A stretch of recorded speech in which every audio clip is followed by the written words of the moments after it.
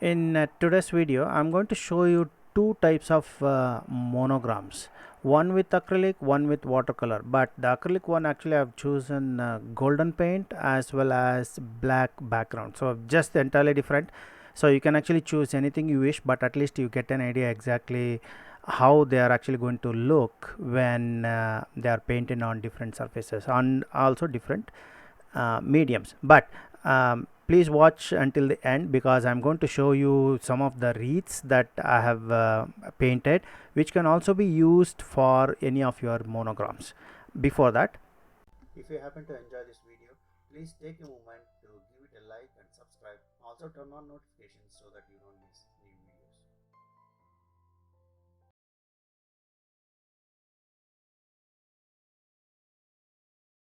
Hello everyone, welcome back to my channel again. So today, as I said, I'm going to show you two monograms. This is the drawing. I'm just drawing it on white paper, so you know exactly how to draw. And the flowers which I've put is just simple shapes.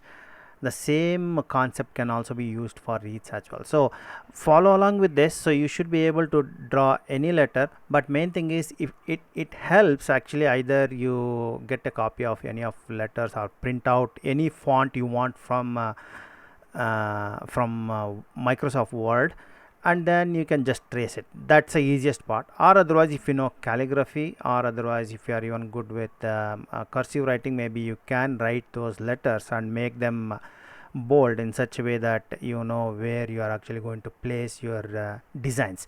So once that is done, I've drawn the same thing on black paper here. That's the metallic gold paint, and then it's on the black surface. So I'm going to apply at least two layers of golden paint. You can see that because of light, so it just shines from different directions. So that's one of the things that you need to keep in mind.